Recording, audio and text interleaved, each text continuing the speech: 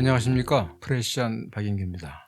탈냉전 시기 미국 유일 패권 시대의 미국의 세계 전략에 대해서 알아보고 있는데요. 지난 시간까지는 클린턴 행정부의 경제 및 군사 전략에 관해서 알아봤죠. 세계화라는 걸 통해서 세계 모든 인민들에게 안정과 평화 그리고 번영을 갖다 주겠다고 했지만 동아시아 경제 위기 등으로 이미 그것이 거짓임이 드러났다는 것, 그리고 군사 부문에서는 주민보호 또는 인권보호를 이유로 코소보 전쟁을 일으키면서 미국이 군사적 일방주의로 나갔다. 그리고 이에 대해서 러시아가 미국 및 서방의 통합에 대해서 굉장히 회의적이 됐다라는 말씀을 지난 시간까지 드렸는데, 이번 시간에는 클린턴 행정부 때 야당이었던 공화당, 특히 네오콘은 탈냉전 시대, 미국 패권 시대의 세계 전략을 어떻게 세웠는가에 대해서 알아보도록 하겠습니다. 이것이 중요한 것은 2001년도에 조지 W 부시 대통령이 집권을 하면서, 그리고 9.11 테러에 대한 미국의 대응이 테러와의 전쟁이라는 형식으로 나타나면서 이후 21세기가 전쟁으로 계속 점철된, 최근까지도 지금까지도 그 시작이 됐기 때문입니다. 그래서 이 공화당, 특히 네오콘들은 야당 시절이었던 클린턴 행정부 때 어떤 세계 전략을 구상했는가, 이걸 한번 알아보도록 하려고 합니다.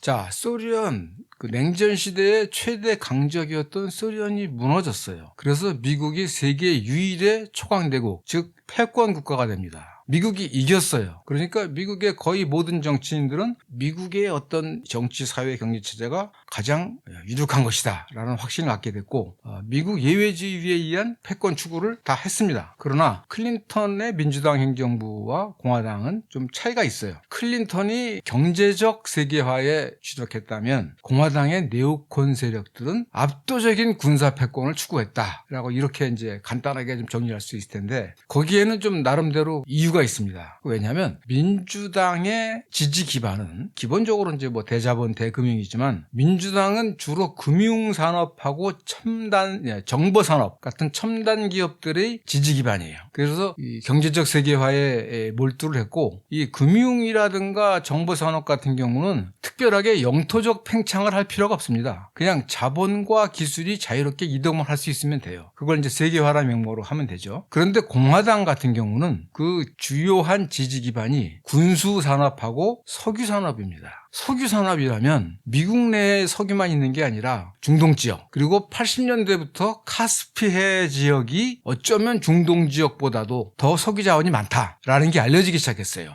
석유의 바다 위에 떠 있다 이런 표현이 나올 정도였으니까, 카자흐스탄을 비롯해서 그 밑에 조지아라든가 같은 이 중앙아시아 지역도 굉장히 석유 자원이 많다라고 했는데, 그 석유 자원을 캐내서 운반을 하려면 그 석유의 생산지와 통로에 대한 군사적 지배, 즉 안정이 필요하죠. 따라서 영토적으로 팽창을 해야 됩니다. 전쟁도 필요하고요. 군수산업으로서는. 그러니까 이 약간 행태가 다른 거죠. 민주당은 경제적 팽창에 관심이 있다면 공화당 지지 세력은 군사적 팽창을 할 수밖에 없는, 석유를 말하자면 활용하고 군수산업을 활성화시키기 위해서는 전쟁이 필요할 수밖에 없다는 거죠. 사실 말하자면 미국 내 정치, 경제 엘리트 사이에 어떤 차이와 균열은 2차 대전 이후에도 쭉 있었던 겁니다. 예를 들면 베트남 전쟁이 잘 안 풀려갈 때 그 해법에 대해서도 두 파로 갈렸어요. 트레이더와 프러시안 이렇게 얘기하는데, 트레이더는 협상을 하자, 통상을 하자라는 쪽이고, 프러시아는 옛날에 독일의 프러시아라는 데가 워낙 군국주의 국가니까 군사적 대결만이 해법이다.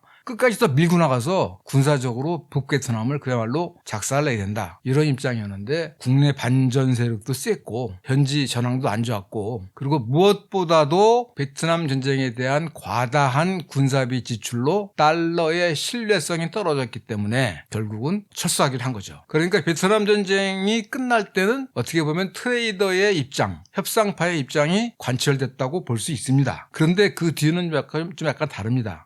70년대에 닉슨 대통령이 취임을 하면서 이른바 대중화의 대소 대탕트를 하면서, 특히 이제 소련과는 핵무기 개발 생산 경쟁이 너무 심하니까 일단은 동결하고 그 다음에는 줄이자 해서 이제 군비 통제 조약, 군비 감축 조약 이런 거를 했는데, 여기에 대해서도 갈립니다. 한쪽은 계속 군비를 축소하는 게 좋다, 한쪽은 아니다, 미국이 계속 군사력에서 우위를 유지해야 된다, 이 두 파가 갈립니다. 그리고 그래서 그 협상을 하자는 쪽은 3자위원회라는 걸 만들어요. 이제 미국이 50, 60년, 70년까지 이렇게 끌고도 보니까 힘들다. 미국과 그리고 캐나다, 그러니까 북미 대륙, 그다음에 서유럽, 그리고 일본, 이 세계에서 가장 경제적으로 앞선 북미, 서유럽, 일본이 힘을 합쳐서 세계를 경영해 나가자라고 하는 게 3자위원회입니다. 트라이라테럴 커미티라는 거예요. 그게 아니고 아니야. 소련은 여전히 우리에게 현존하는 명백한 위협이야 라고 해서 클리어 앤 프레젠트 데인저 현존위협위원회라는 게 또 만들어집니다. 이 CPD 현존위협위원회라는 거는 사실 6.25 전쟁이 나던 해 겨울에 미국에서 결성이 돼가지고 미국의 대대적 군비 확장을 추동했던 그런 그 지식인들의 모임이에요. 그러니까 70년대 후반에는 3자위원회하고 CPD2 현존위협위원회 2.0 이게 서로 대립을 해요. 그런데 카터 대통령이 당선됐을 때는 이 3자위원회가 득세합니다. 카터 대통령 자체가 3자위원회에서 추천한 후보예요. 3자위원회는 록펠러, 보통 이제 우리는 록펠러 하는데 현지 발음 뭐 락키펠러 뭐 그러는데 어쨌든 록펠러가 만들었고 브레진스키가 사무총장이었습니다. 그 당시에 이제 조지아주의 주지사였던 카터 대통령이 카터 주지사가 참신하다는 이제 그런 명망이 있으니까 이제 카터 대통령을 앉혔던 거고, 그러나 이제 뭐 이란 혁명, 그다음에 뭐 유가 인상 이런 걸로 이제 결국은 카터 대통령은 재선에 실패하고 레이건 대통령이 됐죠. 그러니까 카터 대통령이 됐을 때는 3자위원회 멤버들이 한 몇십 명이 뭐 20명인가? 그 하여튼 50명인가? 하여튼 정확하게 숫자는 모르는데 하여튼 수십 명이 카터 행정부의 요직을 차지합니다. 레이건 행정부가 출범했을 때는 이 CPD2 현존위협위원회가 요직을 다 차지합니다. 이런 식인 거죠. 그러니까 이걸 이제 대입하면 클린턴 행정부가 협상파에 가깝다면 네오콘들은 군사 강경파 뭐 이렇게 말할 수가 있겠죠. 자, 조지 H.W. 부시, 그러니까 아버지 부시 행정부는 걸프전에서 이기면서 지지율이 한때 90%까지 올라갔지만 91년도 이후에 경기 침체가 오면서 경제 문제를 앞세운 무명의 아칸소 주지사인 클린턴한테 패배합니다. 사실 의외의 패배였죠. 그런데 1기 부시 행정부 때, 아버지 부시 행정부 때 국방장관이 딕 체니예요. 그리고 지난번에 말씀드린 것처럼 92년도 3월, 그러니까 이제 말년이죠. 부시 행정부의 마지막 해에 국방계획 지침이라는 게 나와가지고 탈냉전 시대에 미국의 이 국방력, 군사력은 어떻게 이용할 것인가 라는 걸 만들었는데 이게 초안인데 문제가 많다고 그래서 뉴욕타임스에 유출이 되고 이 정치인이라든가 대다수 지식인들이 엄청나게 비난을 합니다. 너무 노골적이다. 너무 제국적이다. 그래서 비난을 했는데 당시에 딕 체니만은 이 문서야말로 탈냉전 시대의 세계에 대한 미국의 새로운 역할에 대해서 이론적 근거를 제시했다. 대단히 훌륭한 문서다. 라고 얘기했다고 그래요. 즉 이 국방계획 지침, 디펜스 플래닝 가이던스, 이게 사실은 클린턴 행정부 때도 말하자면 네오콘들, 공화당 강경파들의 대외 전략의 지침이 됩니다. 그 핵심은 뭐냐면 미국에 대한 어떠한 도전 세력도 나타나지 않도록 한다. 그러니까 완벽한 군사적 우위를 추구하겠다라는 것이고, 또 하나는 석유 자원에 대한 미국의 통제권을 더욱더 확고하게 하겠다는 겁니다. 다시 한번 말씀드리면, 구체적으로 말씀드리면 중동과 서남아시아, 서남아시아가 되게 이제 카스피의 그 인근을 말하는 거예요. 중앙아시아까지 포함해서 중동과 서남아시아의 지배적 외부 세력으로서 미국이 중동과 서남아시아의 지배적 외부 세력으로서 이 지역 유전에 대한 독점적 접근권을 확보한다. 이게 하나고, 또 하나는 서유럽 및 동아시아에서 미국의 경쟁 세력이 출현하는 것을 방지한다. 지역 패권도 용납 못하겠다. 이 말은 러시아, 중국과 같은 공산주의 국가의 성장도 막겠지만 일본이나 독일과 같은 우방도 힘을 키워서 미국에 도전하는 것을 막겠다는 얘기예요. 또 하나 이제 흥미로운 것은 구동유럽 공산국가, 그러니까 소련의 유산 국가였다가 냉전 종식으로 독립한 국가들, 이 신생 국가들을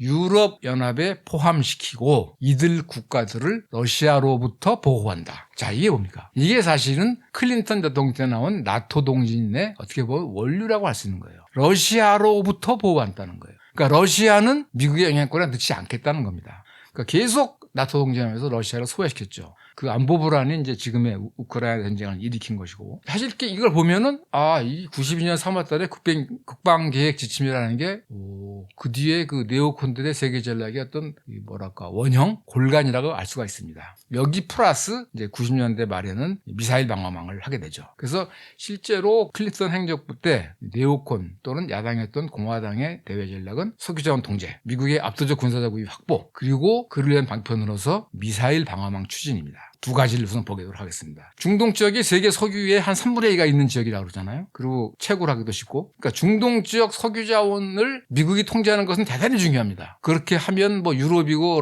러시아는 에너지가 많으니까 유럽이고 중국이고 일본이고 결국 미국의 무릎을 꿇을 수밖에 없으니까. 그런데 미국이 중동 지역 석유 자원에 대한 완벽한 통제권을 행사하는데 방해가 되는 세력이 있어요. 이란하고 이라크입니다. 다 반미 세력이죠. 그런데 이라크의 후세인 정권은 91년 걸프전 때 거의 무너뜨릴 뻔했어요. 무너뜨리지는 못했죠. 그리고 계속 90년대 내내 남부와 북부의 이라크 주민 보호를 이유로 비행금지 구역이라는 것을 만들어서 약 10만 회 내외 10년 동안 출격을 해가지고 폭격을 합니다. 그리고 또 강력한 경제 제재를 계속 가하면서 수돗물, 소독력, 염소가 수입이 안 되는 바람에 이게 딴 목적으로도 쓰일 수 있다고 그래가지고 이라크의 5살 미만 어린이가 50만 명 내지 70만 명이 죽습니다. 그러니까 거의 91년 이후 10년 동안 거의 이라크를 반죽음으로 만들어놨어요. 그러나 후세인 정권이 흔들리진 않았습니다. 후세인 정권은 그대로 있어요. 그러니까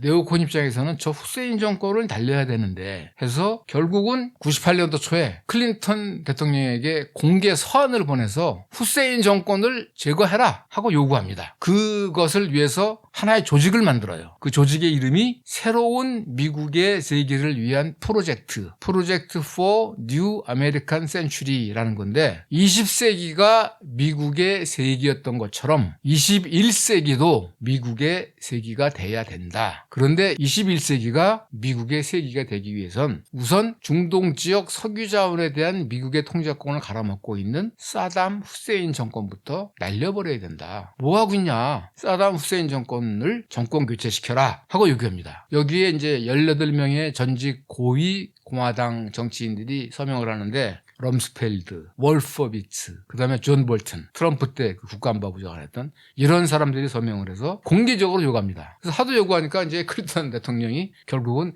이라크 해방법이라는 걸 만들어요. 클린턴 대통령이 만들었다기보다는 그 당시에 의회는 공화당이 지배했기 때문에 클린턴 대통령이 만들고 자식할 것도 없죠. 공화당 쪽에서 주도해서 이라크 해방법이라는 걸 만듭니다. 미국이 이라크를 해방시키겠다는 거예요. 그러니까 미국은 어떻게 보면 그냥 일반 국가가 아닌 거죠. 자기 맘대로 이라크를 해방시켰어. 후세인의 폭정으로부터. 이래서 예산도 9,900만 달러를 배정하고 그럽니다. 그리고 결국 이제 이 후세인 정권 교체는 9.11 테러 이후에 실행이 되죠. 이제 그렇게 준비를 한 거고, 더 중요한 것은 사실은 이 미사일 방어망입니다. 미사일 방어망은 사실은 이게 실제 목표는 우주를 군사화시켜서 미국이 전 세계를 지배하겠다는 게 사실은 목표인데, 그 목표 나중에 말씀을 드리도록 하고요. 자, 냉전이 끝나고 첫 번째 핵 관련 위기가 북한에서 일어납니다. 미국이 남한에 있던 전술핵 무기를 철수시키면서, 그리고 북한이 미국이랑 국교를 정상화하자고 하니까, 그러면 북한 네가 핵무기를 개발하지 않았다는 증거를 대라 했는데 거기서 뭔가 핵무기를 개발하였다는 증거가 나왔고, 이것이 이제 문제가 돼가지고 1993년 3월 달에 북한이 확산 금지 조약을 탈퇴합니다. 그러면서 이제 핵무기가 불거지고 클린턴 정부에서 북한을 폭격까지 하려고 그랬다가 카터 전 대통령의 중재를 해가지고 결국은 이게 94년도에 제네바 핵합의라는 것으로 봉합이 됐죠. 그리고 그때는 이제 북한의 핵 개발만 막은 거고 미사일 능력에 대해서는 말이 없었어요. 그러면서 이제 이게 탈냉전 상황에서 미국의 국토가 안전한가를 확인해야겠다라고 해가지고 영국, 프랑스는 물론이고 이제 중국, 러시아를 포함한 그 기존 핵보유 국가 외에 혹시 다른 나라 국가들이 ICBM 같은 탄도미사일로 미국을 공격할 수 있지 않을까라고 해서 이 부분에 대해서 조사 연구를 합니다. 그래서 1995년도에 미국 정보기관이 국가정보보고서라는 게 있어요. National Intelligence Estimate라는 건데, NIE라는 건데 거기서 결론을 내립니다. 현재 그 핵 보유국 이외에 다른 어떤 국가도 15년 내에는 탄도미사일로 미국을 공격하는 게 불가능하다. 그러니까 2010년까지는 미국은 외국의 이 탄도미사일 공격을 받지 않을 것이다 라고 결론을 내는 겁니다. 이 말은 다시 말하면 미사일 방어망이 필요 없다예요. 실제로 그때는 공화당에서 미사일 방어망을 만들고 싶어 했거든요. 그거는 83년도에 레이건이 스타워즈라는 걸 통해서 우리나라가 왜 소련의 미사일 위협에 노출돼야 돼? 미사일 방어망을 만들어야지 했다가 이제 냉전이 끝나면서 좀 그게 잠시 접어뒀던 거거든요. 미사일 방어망을 이제 만들겠다는 거예요. 이거는 핵 전략이 복잡한 건데 그냥 쉽게 얘기하면 미사일 방어망은 사실은 공공연입니다. 왜 이러냐면 1972년도에 미소 간의 이 미사일 방어망 금지 조약, 그러니까 요격 미사일 금지 조약이라고 그러는데 이 적의 첫 번째 핵 공격을 막아내고 남은 핵무기로 적을 쳐서 전멸시킬 수 있다면 공격하고 싶어 하죠. 그래서 방어형 공격력을 만들지 말자. 방어형 핵무기를 만들지 말자는 것은 뭐냐면 상대방에 대한 공격을 하지 않도록 하자라고 해서 만들었던 거예요. 어쨌든 공화당 쪽에서는 계속 미사일 방어망을 만들고 싶어 합니다. 그러려면은 미국이 외국의 미사일 공격에 취약하다는 결론이 나와야 되는데 당시 정보기관들의 이 정보평가로는 15년 내에는 괜찮다는 거예요. 그러니까 뭘 했냐? 그 당시에 의회가 공화당이 지배했어요. 깅그리치라고 유명한 보수파 국회의원이 있었는데 이런 쪽에서 뭘 했냐면 새로 미사일 방어망 위원회를 만들어요. 이 정보기관 못 믿겠어. 우리가 외부 위원들 초빙해가지고 다시 한번 평가해볼래. 그래서 97년도에 새로 미사일 방어망 관련 위원회를 만듭니다. 그 위원장이 럼스펠드예요. 위원이 9명인데 월퍼비츠도 그 중에 1명이에요. 그리고 그때는 공화당이 의회를 장악했을 때예요. 98년 7월, 그 다음에 98년 7월 달에 보고서가 나옵니다. 근데 95년도 CIA 같은 정비기관에서 나온 보고서하고 내용이 달라요. 향후 5년 내에 미국을 심각하게 파괴할 수 있는 능력을 확보할 가능성이 있는 나라들이 있다. 러시아, 중국 빼고도. 그러니까 15년 내에는 괜찮다고 그랬었는데 5년 내에 위험할 수 있다는 거예요. 미국을 타격할 수 있는 나라가 중에서 3개를 꼽았는데 그게 북한, 이란, 이라크입니다. 많이 들은 것 같지 않습니까? 북한, 이란, 이라크입니다. 이게 뭐냐면 9.11 테러 이후에 2002년도 1월 달에 부시 대통령이 악의 축이라고 명명한 세 나라입니다. 이 나라들이 미국을 5년 내에 칠 수도 있다. ICBM으로. 따라서 미사일 방어망 필요하다. 레이건의 스타워즈를 계승해서 미사일 방어망을 만들자. 이거는 더 그 논리를 연장시키면 우주에 미국의 군사무기를 배치시켜서 전 세계를 장악하겠다는 겁니다. 그러니까 역사적으로 보면은 19세기에는 영국이 대양을 지배하면서 세계의 패권국가가 됐고 20세기 후반에는 미국이 공군력으로 세계를 지배한 것이고 21세기가 되면 우주에서 세계를 지배하겠다는 거예요. 그것을 위해서 이거 한 겁니다, 사실 이게. 그러니까 이게 정권을 잡지는 못했지만 의회를 장악하면서 새로운 미사일 방어망 위원회를 만들어서 미사일 방어망이 필요하다. 그러니까 실제로 부시 대통령이 아들 부시 대통령이 정권을 잡은 다음에 2002년도에 아까 말씀드린 ABM 조약, 미사일 방어망 금지 조약을 미국은 탈퇴해요. 그러면서 다시 또 핵군비 경쟁이 일어난 것이죠. 이 미사일 방어위원회는 역시 그것도 이제 선례가 있는데요. 이게 아까 말씀드린 1975년, 76년도에 그 데소 데탕트 군비 통제 및 감축 조약을 할 때 나온 거예요. 그 당시에 소련하고 이 핵무기를 일단 동결하고 줄이자고 했을 때 CPD 같은 현존위험위원회 같은 데에서 계속 반대를 했어요. 그런데 그 당시 CIA에서 소련의 핵전력을 분석하면서 우리보다 잘해봐야 같든가 못하다. 그리고 같이 감축하면 해도 미국의 안보에 아무런 위협이 없다라고 결론을 내렸어요. 그런데 이게 너희들 너무 낙관적으로 보는 거야 하면서 또 팀을 만들어요. 그게 팀 B입니다. 새로운 팀을 만든 거예요. 사실은 전문가도 아니에요. 네오콘 같은 사람들이에요. 이런 사람들을 다 불러 모아서 CIA 평가가 정확한지 한번 평가해달라 라고 다시 평가를 합니다. 여기 이제 폴 리츠라고 NSC 68 만든 유명한 강경파도 들어가는데 결론은 이게 순진한 CIA가 소련의 기만에 속아서 소련의 실제 핵 군사력을 너무 낮게 평가했다. 이렇게 나옵니다. 사실은 이거는 전례가 없는 일이에요. CIA는 생긴 일에 어쨌든 소련의 군사력을 평가했던 집단인데 걔네들의 평가를 못 믿겠다 해서 외부 위원들을 불러다가 그거를 말하자면 X 쳐버린 거야. 이거 틀린 거야. 요거를 허용한 사람이 그 당시 CIA 국장이었던 조지 H.W. 부시입니다. 사실 이때부터 조지 H.W. 부시가 어떤 미국의 군사복합체나 강경파랑 손을 잡으면서 대통령까지 올라갔다고 할 수도 있겠죠. 어쨌든 이 팀 B가 소련 군사력을 다시 상향 평가하면서 대소 대땅 때도 무너지는데 일조하게 됩니다. 그리고 즉 팀 B 그다음에 럼스펠드의 미사일 방어망 위원회 요 전통을 이어받는 게 9.11 이후에 이라크 후세인 정권이 WMD 대량 살상 무기 또는 핵무기를 아직도 개발하고 있고 미국 무역센터 등을 그 9.11 테러를 자행한 이슬람 무장 세력과 연계가 있다라는 평가를 내놓으면서 이라크 공격을 자행하게 된 계기가 된 겁니다.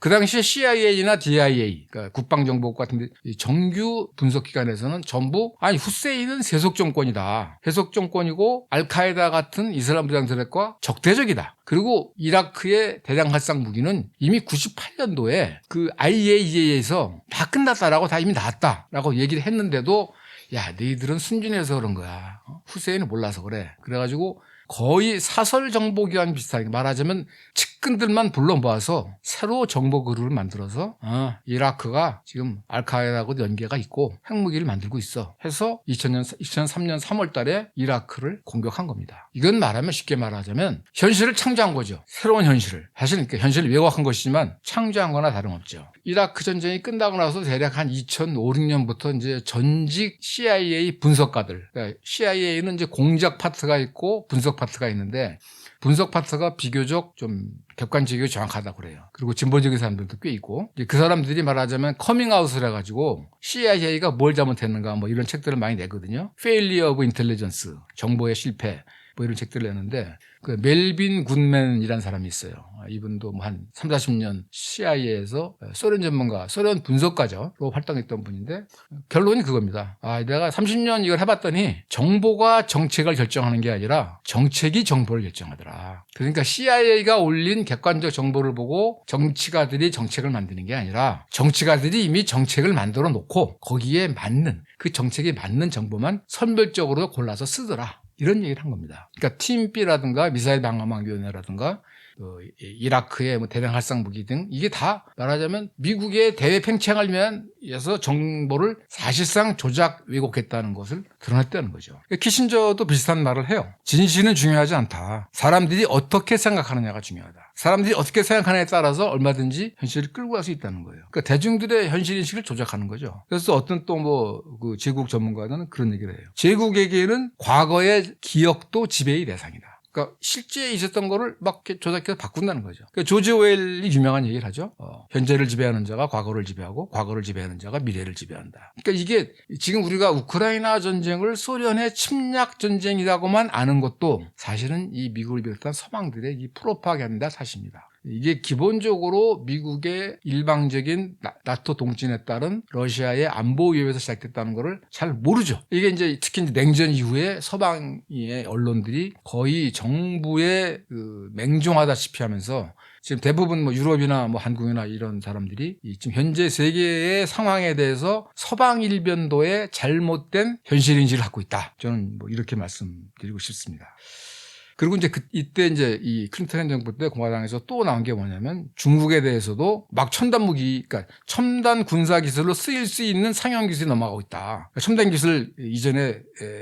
기술 이전에 조심을 해야 되고, 그리고 무엇보다도 중국이 대만을 침략하면 미국이 군사적으로 개입할 거라는 걸 분명히 밝혀라. 이렇게 요구합니다. 사실은 72년도에 닉슨 대통령이 가서 화해할 때는 대만은 중국의 일부다라는 거를 인정하고 간 거거든요. 그 자기 나라의 일부기 때문에 그게 좋은 것은 아니지만 군사적으로 정복도 가능합니다. 근데 그 부분에 대해서 대만에 무기도 팔 뿐만 아니라 이제 그 부분에 대해서는 이제 역대 미국 정부가 이제 전략적 모호성이라고 그래가지고 중국이 대만을 군사적으로 침략하면 어떻게 할 거냐에 대해서 대충 이제 NC, ND 분명한 입장을 밝히지 않았는데 이때 이제 이 네오콘들은 아니야, 대만은 반드시 지켜야 돼. 그리고 그걸 밝혀. 뭐 이런 식으로 이제 막 요구를 했던 거예요. 이제 야당 시절이죠. 그러니까 어쨌든 이제 이거를 이제 정리를 한다면 클린턴 행정부 시절의 네오콘 또는 공화당 정치가들은 세계에 대한 군사력의 절대적 우위를 추구했다. 미국이 세계를 지배하려면 군사력을 압도적으로 증강을 해야 된다. 그거를 이제 추구했던 거죠. 그러면서 이제 P&AC,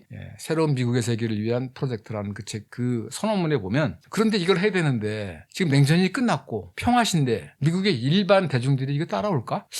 이거 큰일인데. 미국의 그러니까 이런 압도적인 군사력의 절대적 우위를 추구하려면 군비 증강을 해야 되는데, 군비 증강을 하려면 뭔가 대중들을 각성시킬 수 있는 모종의 커다란 사태가 일어나야 된다. 그건 뭐냐? 새로운 진주만이 필요하다. 뉴 펄하버. 1941년 12월 7일 날에 일본으로부터 기습받으면서 그 전까지는 미국 대중들이 유럽 전쟁, 아시아 전쟁에 왜 들어가, 왜 참전해 했었는데 확 바뀌죠. 이런 나쁜 놈들. 그러니까 그런 식으로 뭔가 미국의 대중들을 격분시킬 수 있는 그런 새로운 진주만이 필요하다. 뭐 그런 얘기까지 합니다. 어쨌든 지금까지 말씀드린 거는 야당의 주장이죠. 권력이 없잖아요. 권력을 잡지 않으면 할 수 없는 거죠. 권력을 잡아야 이 뭐 군사력의 절대적 증강이든 뭐 미사일 방어망이든 후세인 제거는 해야 할 텐데, 그런데 실제로 권력을 잡습니다. 2000년 대선에서. 2000년 대선에서는 민주당에서는 부통령이었던 엘고가 나왔고, 공화당에서는 조지 H.W. 부시의 아들인 조지 W. 부시, 당시 텍사스 주지사였죠. 둘이 나와서 격돌을 합니다. 대체로 엘고가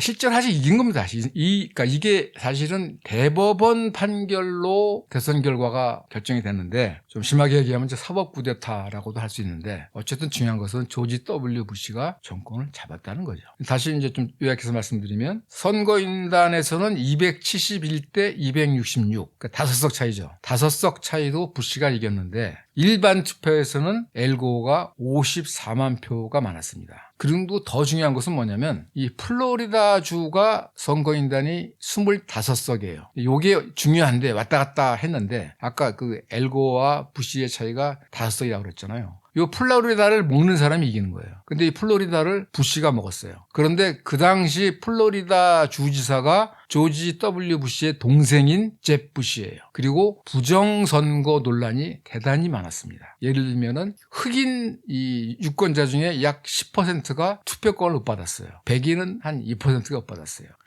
여러분 이거 좀 얘기가 길어지긴 합니다만, 미국에서는 선거권이 이렇게 뭐 20세 이상이고 금치산자가 아니고 그러면 당연히 나오는 게 아니에요. 하여튼 뭔가 좀 복잡한 과정을 거칩니다. 그러니까 이게 말하자면 이 주 정부에서 조작 내지는 농간을 부릴 여지가 많아요. 실제로 흑인들은 대체로 민주당을 찍거든요. 이 흑인들 중에 10%가 투표권을 못 받았으니까 백인은 2%고. 그리고 어쨌든 그 1차 검표 결과 한 1000표 내외로 부시가 이겼다고 그래요. 그런데 그런 뭐 일부 투표권을 못 받은 것뿐만 아니라 투표 결과에 대해서도 굉장히 불만들이 많아가지고 재검표를 하자. 플로리다 주 대법원에서도 재검표를 해라 해서 다시 재검표를 합니다. 그래서 거의 뭐 1설에는 500표, 뭐 1설에는 200표까지 막 줄었어요. 이 표 차이가 처음에 1000표 차이였는데, 그런데 이 선거가 11월 7일 날 있었는데, 그리고 처음에는 엘고가 선거 결과에 승복한다고 했다가 재검표 결과 대단히 이 막상막하로 나오니까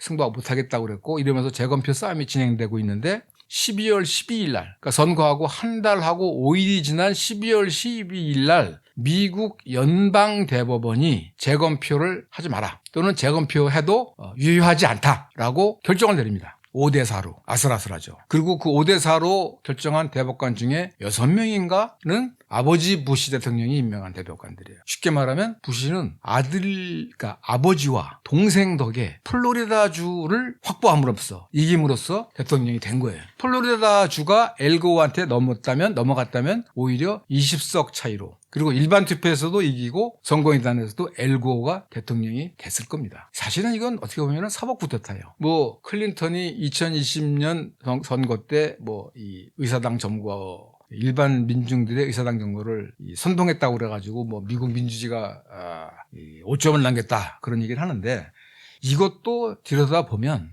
이게 상당히 좀 뭐랄까 정정당당한 민주주의는 아니다라는 생각이 듭니다. 그러니까 쉽게 말하면 어쨌든 요 플로리다 주에서 2000년 대선의 선 결과가 갈렸는데 확실히 입증할 수는 없으나 동생 제프 부시가 있었던 미국 플로리다 주정부가 뭔가 좀 장난을 쳤고, 그리고 아버지 부시에 의해서 임명된 대법관들의 힘을 얻어서 5대4의 표결로 재검표를 중지시킴으로써 아들 부시가 이겼습니다. 그 뒤에 이제 그 선거를 연구한 사람들에 따르면 재검표가 제대로 진행이 됐다면 약 한 1700표 차이로 엘고가 이겼을 것이다 라는 얘기도 있어요. 그러나 이미 지나갔죠. 결국 정권은 넘어갔습니다. 아들 부시한테. 경제적 세계화를 중시했던 클린턴 행정부에서 군사적 패권 강화를 중시했던 이 부시 행정부로 넘어가면서, 그리고 사실 부시라는 사람은 대학교 때 술,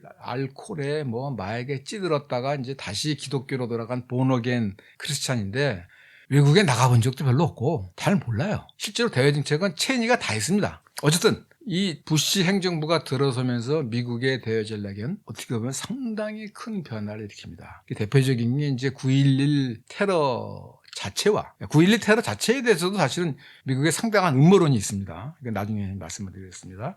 그리고 거기에 대한 과잉 대응이죠. 아프가니스탄 침공, 이라크 침공. 이라크는 들어간 지 8년 만에 2011년도에 나왔지만 사실은 거의 반미 친이란 국가가 돼버렸고, 아프가니스탄은 20년 있다가 2021년 8월 달에 나오죠.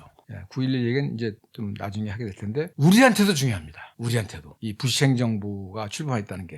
왜냐하면 김대중 정부에서 이 대북 햇볕 정책이라는 걸 해가지고 남북 정상도 했을 뿐만 아니라 클린턴 행정부하고 그 당시 김정일 정부하고 왔다 갔다 합니다. 조명록 차수라는 사람이 백악관을 방문하고 매들린 올브라이트 당시 국무장관이 평양을 방문해요. 그리고 2000년 대선 직전에 클린턴이 자신의 마지막 외교업적으로 평양을 방문하려고 그랬어요. 그러면 이제 북미 관계가 정상화되는 거예요. 그런데 선거 결과가 부시의 승리로 끝나면서 부시 쪽에서 이제 미래의 정권이죠. 안 갔으면 좋겠다. 그래가지고 북미 관계 정상화가 수포로 돌아왔고, 그로부터 24년이 지난 지금까지도 역시 북미 대결상 때는 기획되고 있는 겁니다. 그래서 다음 시간에는 이 부시 행정부가 출범하면서 한반도 평화 프로세스 또는 한반도 분단 극복이 어떻게 좌절되는가에 대해서 말씀을 드리도록 하겠습니다. 오늘 얘기는 여기까지 하도록 하겠습니다. 지금까지 들어주셔서 감사합니다.